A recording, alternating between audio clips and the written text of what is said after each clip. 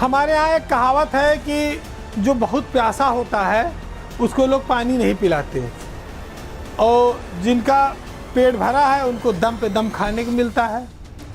ऐसी ही स्थिति और विचित्रता उत्तर प्रदेश की ब्यूरोक्रेसी में भी आप देख सकते हैं।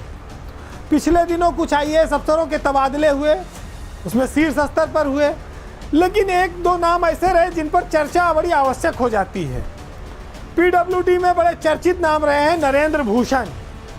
नरेंद्र भूषण को सजा मिली या इनाम दिया गया, इस पर लोग बड़ी चर्चा कर रहे हैं, बड़ी चटपटी बातें हो रही हैं, और अंदर खाने हल्के में हो रही भाई कि बड़ा ताकतवर अफसर है, क्योंकि जिसने PWD को डुबो दिया, 27,000 करोड़ के बजट में जिसने कुल 7,000 करोड़ खर्च किया, 20,000 करोड़ रुपया डंप कर दिया, वो नरेंद्र भूषण सरकार की आंख के तारे बनकर औद्योगिक विकास में चले गए। जहां इतना बड़ा ग्लोबल इन्वेस्टर समिट हुई, अब उनके कंधे पर भार आ गया। अरविंद कुमार जी रिटायर हो गए, अब उनको आगे भैया आप सब निवेश कराओ, दुनिया देश के जितने उद्योगपति हैं सब उनके आगे पीछे घूमेंगे। वो नरेंद्र भूषण जिनके रहते PWD के तबादलों में भ्रष्टाचार के बहुत बड़े आरोप लगे, उत्तर प्रदेश की सरकार ने जांच कराई, कई सारे अधिकारियों पर कार्रवाई हुई, लेकिन विभागीय हेड होने के नाते उन पर कोई कार्रवाई नहीं हुई। जबकि APC मनोज कुमार सिंह ने जांच रिपोर्ट दी, उस जांच रिपोर्ट में नरेंद्र भूषण भी कहीं ना कहीं दोषी हैं, लेकिन उन पर कोई कार्रवाई नहीं हुई।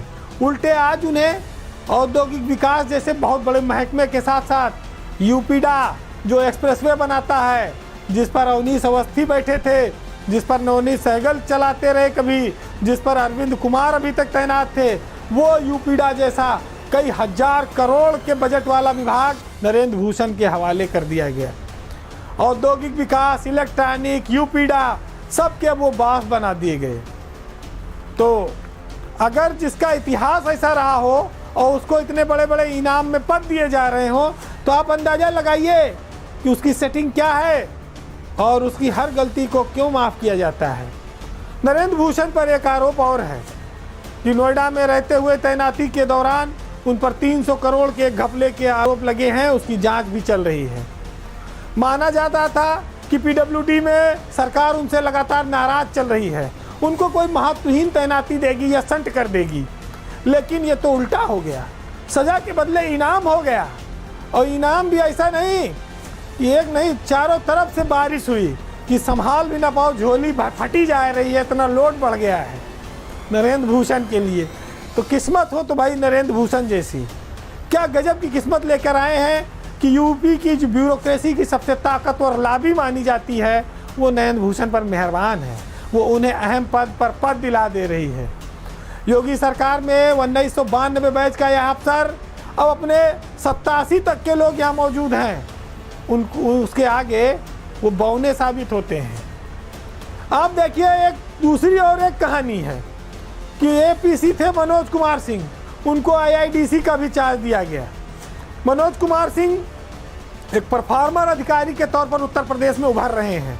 वो लगातार पंचायती राज से लेके APC शाखा में और IIDC के तौर पर उनको जिम्मेदारी दी गई, लेकिन यूपीडा ले गए नरेंद्र भूषण, तो IIDC करेगा क्या? वो खाली नाम का राजा रहेगा, ना रियाया रहेगी, ना सेनापति रहेंगे, आप राजा बने बैठे रहिए ताज पहनकर। IIDC के पास सुपरविजन के अलावा आज की तारीख में कोई ज़्यादा अधिकार नहीं है। या तो उन्हें अथॉरिटियों का आगे चेयरमैन बनाया जाए, वो अभी निर्णय हुआ नहीं है। तो मनोज सिंह को ये पद देकर क्या सांकेतिक रूप से खाली उनको संतुष्ट करने का प्रयास किया गया है? क्योंकि मीडिया में तो उन्हें बहुत ताकतवर अफसर के तौर पर माना जा रहा है, लेकिन अधिकार विभागीय स्तर पर उनके पास नरेंद्र भूषण से भी काफ़ी कम है। बहुत सारी ऐसी फाइलें होती हैं जो विभागीय प्रमुख सचिव होने के नाते नरेंद्र भूषण सीधे अपने मंत्री को भेजेंगे, सरकार को भेजेंगे, मुख्यमंत्री को भेजेंगे, वहाँ IIDC के पास तक वो फाइलें जाएंगी तक नहीं। तो ये कैसे ताकतवर होंगे मनोज सिंह, इसका भी एक लोग व्याख्या कर रहे हैं। बड़ी बड़ी विचित्रताएं हमारे इस ब्यूरोक्रेसी में चलती हैं, लोग खेल करके निकल जाते हैं, कोई बोलता नहीं है, कोई बोल देता है तो उसकी कोई सुनता नहीं है।